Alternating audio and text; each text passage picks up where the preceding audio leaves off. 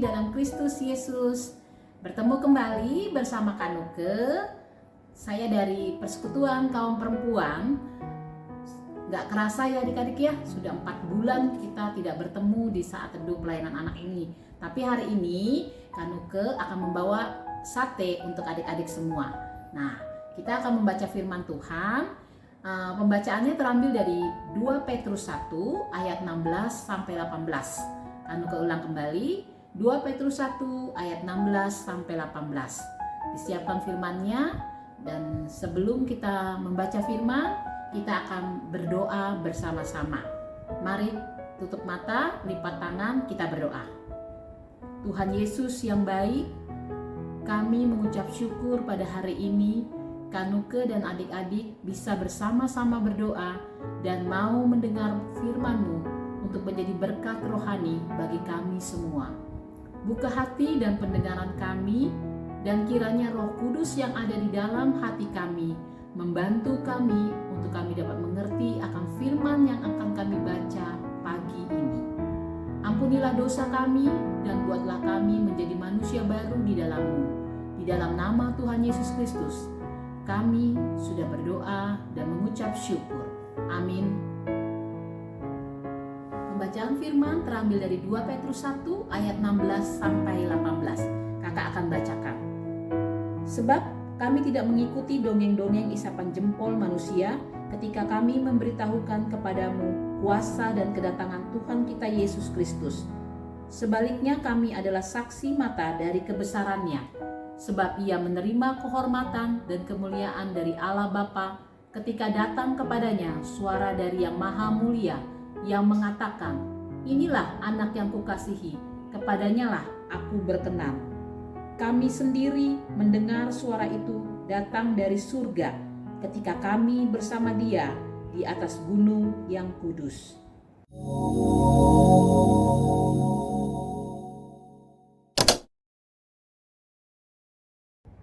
Adik-adik, gimana responnya saat tadi lampu dimatikan atau dalam keadaan gelap?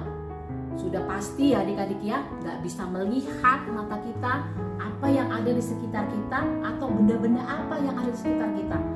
Tetapi respon apa yang adik-adik pada saat lampu itu dinyalakan?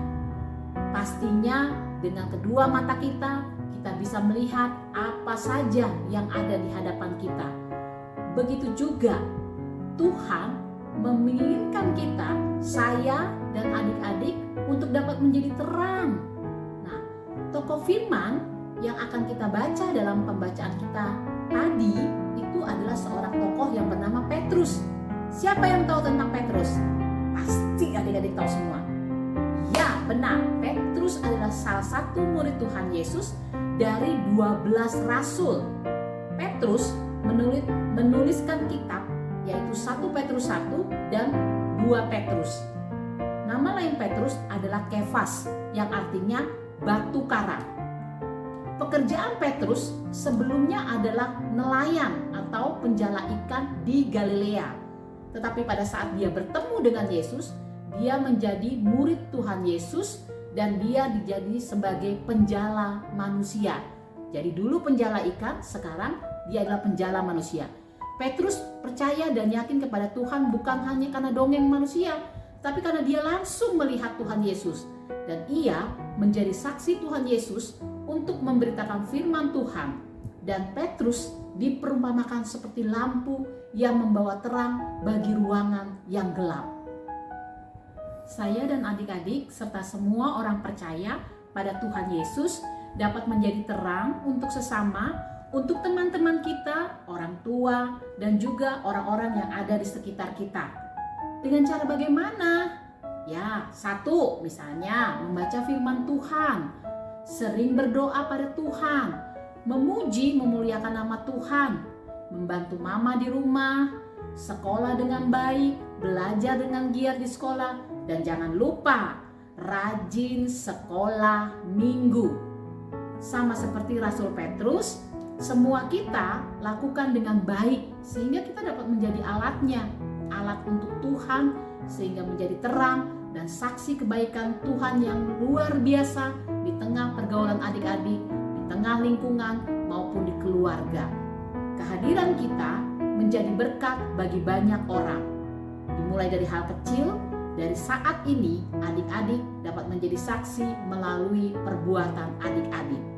Tuhan memberikan kita kemampuan untuk dapat melakukannya. Kita akan akhiri saat teduh pagi hari ini dan kita akan tutup dengan doa bersama.